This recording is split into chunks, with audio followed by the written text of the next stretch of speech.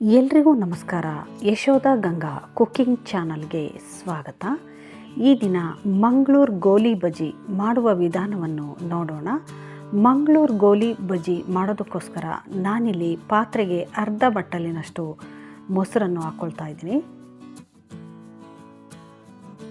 ರುಚಿಗೆ ತಕ್ಕಷ್ಟು ಉಪ್ಪನ್ನು ಕೂಡ ಸೇರಿಸ್ಕೊಂಡಿದ್ದೀನಿ. 1 ಟೀ ಸ್ಪೂನ್ನಷ್ಟು ಸಕ್ಕರೆಯನ್ನು ಕೂಡ ಹಾಕ್ಕೊಂಡಿದ್ದೀನಿ. 1 ಟೀ ಸ್ಪೂನ್ ಅಡುಗೆ ಎಣ್ಣೆಯನ್ನು ಕೂಡ ಸೇರಿಸ್ಕೊಂಡಿದ್ದೀನಿ. ಸ್ವಲ್ಪ ಇಂಗನ್ನು ಕೂಡ ಹಾಕ್ಕೊಂಡಿದ್ದೀನಿ. 1 ಟೀ ಸ್ಪೂನ್ನಷ್ಟು ಅಕ್ಕಿ ಹಿಟ್ಟನ್ನು ಕೂಡ ಸೇರಿಸ್ಕೊಂಡಿದ್ದೀನಿ. 1/4 ಟೀ ಸ್ಪೂನ್ನಷ್ಟು ಅಡುಗೆ ಸೋಡವನ್ನು ಕೂಡ ಹಾಕ್ಕೊಂಡು ಎಲ್ಲವನ್ನು ಒಮ್ಮೆ ಮಿಕ್ಸ್ ಮಾಡ್ಕೊಳ್ಬೇಕಾಗುತ್ತೆ.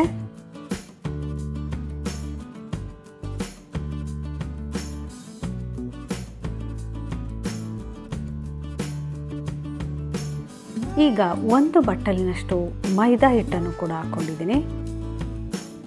ಮಿಕ್ಸ್ ಮಾಡ್ಕೊಳ್ಬೇಕು. ಗಟ್ಟಿ ಅನಿಸಿದರೆ ಸ್ವಲ್ಪ ನೀರನ್ನು ಹಾಕ್ಕೊಂಡ್ಬಿಟ್ಟು ಮಿಕ್ಸ್ ಮಾಡ್ಕೊಳ್ಬೇಕಾಗುತ್ತೆ. ಹೀಗೆ ಬೆರಳಿನಲ್ಲಿ ಇದನ್ನು ಕಲಿಸ್ಕೊಳ್ಬೇಕಾಗುತ್ತೆ. ಎಲ್ಲವನ್ನು ನೀಟಾಗಿ ಬೆರಳಿನಲ್ಲಿ ಕಲಿಸ್ಬಿಟ್ಟು ಮುಚ್ಚಿಬಿಟ್ಟು 2 ಗಂಟೆಗಳ ಕಾಲ ಹಿಟ್ಟನ್ನು ನೆನೆಯೋದಕ್ಕೆ ಬಿಡಬೇಕಾಗುತ್ತೆ. ನಂತರ 2 ಗಂಟೆಯ ನಂತರ ಹಸಿರು ಮೆಣಸಿನಕಾಯಿ, ಹಸಿ ಶುಂಠಿ, ಜೀರಿಗೆ, ಮೆಣಸಿನಕಾಳು, ಕರಿಬೇವು, ಕೊತ್ತಂಬರಿ ಸೊಪ್ಪು, ಕಾಯಿ ಚೂರುಗಳನ್ನು ಎಲ್ಲವನ್ನು ಇದಕ್ಕೆ ಹಾಕ್ಕೊಳ್ತಾ ಇದ್ದೀನಿ. ಸಣ್ಣದಾಗಿ ಕಟ್ ಮಾಡಿ ಸೇರಿಸ್ಕೊಳ್ತಾ ಇದ್ದೀನಿ. ಎಲ್ಲವನ್ನು ಮಿಕ್ಸ್ ಮಾಡಿಬಿಟ್ಟು ಈಗಾಗಲೇ ಎಣ್ಣೆಯನ್ನು ಕಾಯೋದಕ್ಕೆ ಇಟ್ಕೊಂಡಿದ್ದೀನಿ.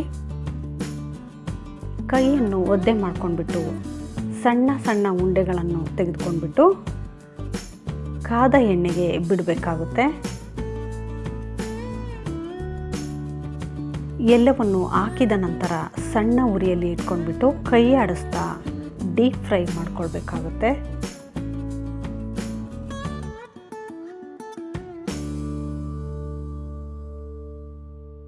ಹೀಗೆ ಕೈ ಆಡಿಸ್ತಾ ಬೇಯಿಸ್ಕೊಳ್ಬೇಕು. ಆಗ ಎಲ್ಲವೂ ಒಂದೇ ಬಣ್ಣದಲ್ಲಿ ಫ್ರೈ ಆಗುತ್ತೆ. ಆದ್ದರಿಂದ ಆಗಾಗ ಹೀಗೆ ಕೈ ಆಡಿಸ್ತಾ ಇರಬೇಕು. ಈಗ ಇದು ಆಗಿದೆ, ತಗೊಳ್ತಾ ಇದ್ದೀನಿ.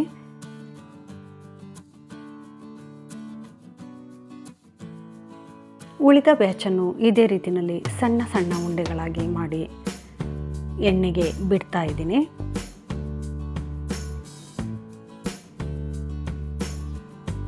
ಎಲ್ಲವೂ ಹಾಕಿದ ನಂತರ ಸಣ್ಣ ಉರಿ ಮಾಡ್ಕೊಂಡ್ಬಿಟ್ಟು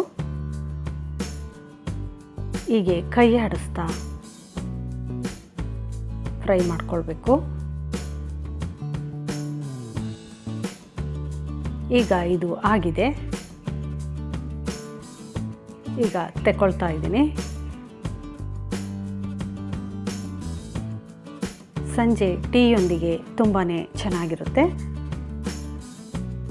ಈಗ ರುಚಿಕರವಾದ ಮಂಗಳೂರು ಗೋಲಿ ಬಜ್ಜಿ ತಯಾರಾಗಿದೆ. ಕಾಯಿ ಚಟ್ನಿಯೊಂದಿಗೆ ನಾನಿಲ್ಲಿ ಸರ್ವ್ ಮಾಡ್ತಾ ಇದ್ದೀನಿ. ನೀವು ಕೂಡ ಮಂಗಳೂರು ಗೋಲಿ ಬಜ್ಜಿಯನ್ನು ಮಾಡಿ ಮತ್ತೊಂದು ವಿಡಿಯೋದಲ್ಲಿ ಸಿಗೋಣ. ಧನ್ಯವಾದಗಳು.